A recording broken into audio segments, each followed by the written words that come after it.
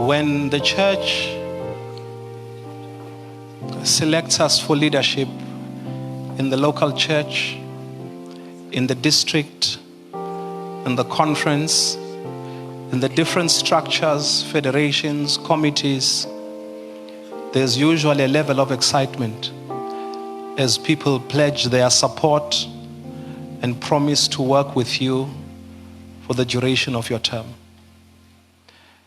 And then we have occasion to discover that in the course of doing our work, that people notice more the things we don't do well. Even when they notice the things we do well, they speak more of the things we don't do well. And the criticisms and the negative words and statements that are used to us and about us have an impact. They hit differently. As a result, it is not always fair when we criticize somebody who resigns in May, who was elected in November in the local church. Because the different things they've done since November have been met with more criticism than encouragement. We know in our local churches, in our local districts, and in the conference, that many a times leadership is a thankless job.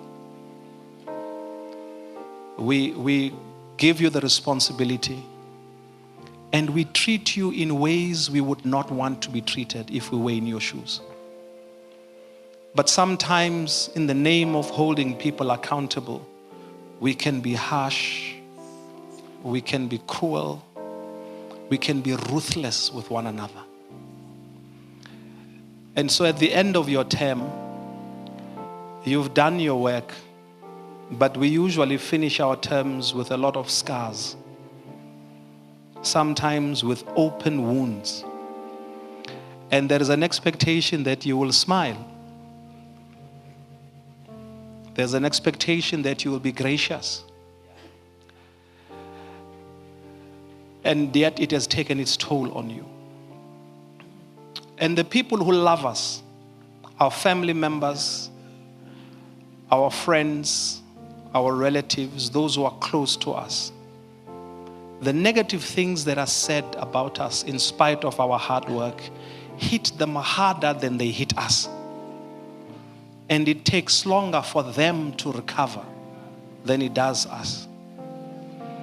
And they can be hurt decades after we have forgiven, because they saw what we did in an attempt to serve the local church, the district, and the conference.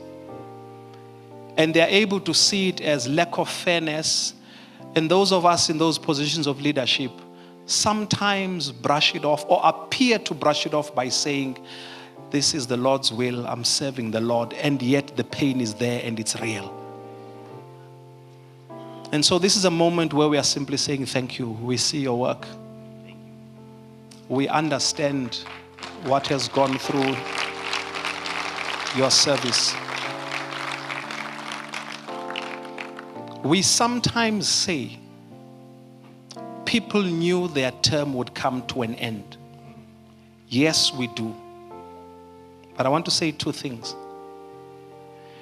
We don't always mind the ending of the term. What we mind are the things that people say about the ending of our term. It's not that we are not aware that the term would come to an end. But the things that are said about us, either to justify the fact that when the term ends you will not be elected, or to try and organize support for the idea that when your term ends, that's the end. The things that people say, sometimes they fabricate stories that shock you about you.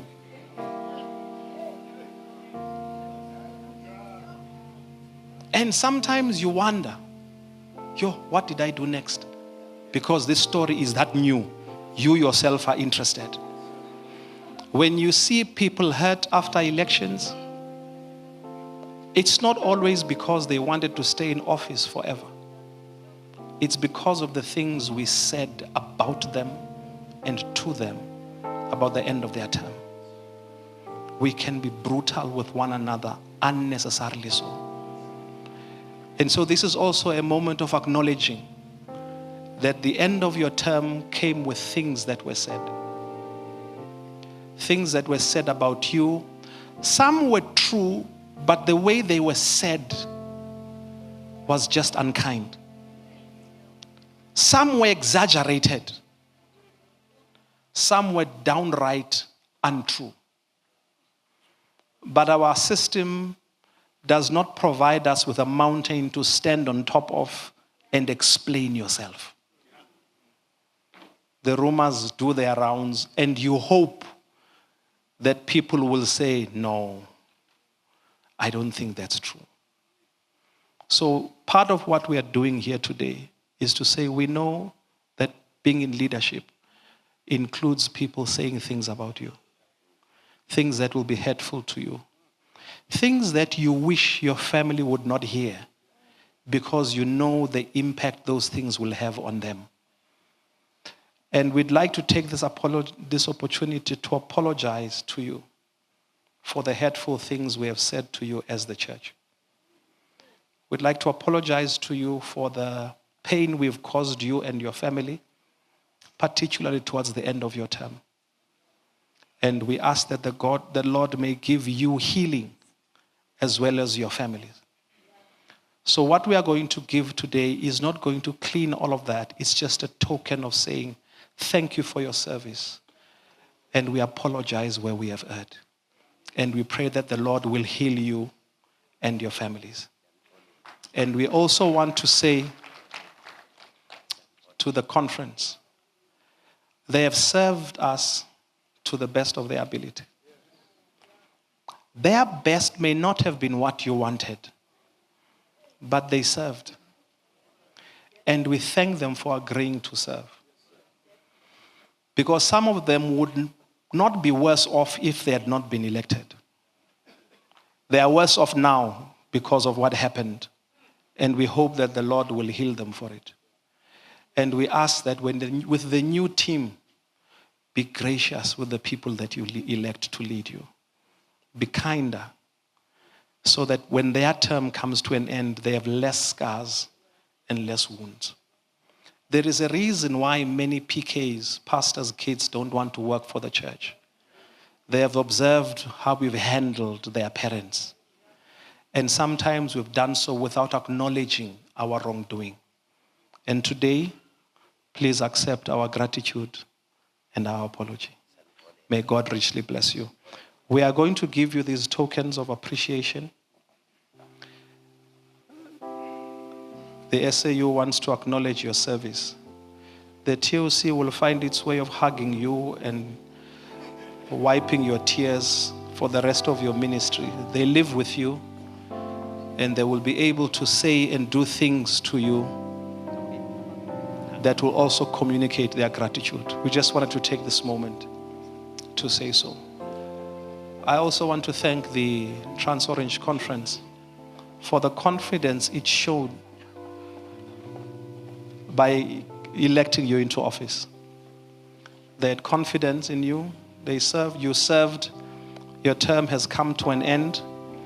And we thank the Lord that you had that opportunity. Regardless of what happened, I know you have learned a lot. We learn a lot from the things we do well and also from our failures. And I know that when your term comes to an end, you are able to look back and see things you could have done better, and see things you did well, and see things you failed at with flying colors. But all of that becomes a learning moment. So thank you very much for it. This is what this moment is about, just to appreciate the outgoing leadership, so that they do not think that we have discarded them as though we never cared. We do care. We just are not as good at communicating our care for the people that we elect. So I'm going to request that when you go back to your churches and in your districts, take a moment at the end of the people's term to thank them for what they did. You may not be too excited about how they did it, but thank them for having done it. Because usually when we are elected, we use more than just ourselves. Beyond the money and the family and the car and the phone and all the resources and contacts and friends that we use to execute our responsibilities, we also use something that cannot be reimbursed, and that's time. And we usually do it in service to the Lord. And so when you go back to your churches, please take time to thank your leaders for the work they have done at the end of the term. Thank you.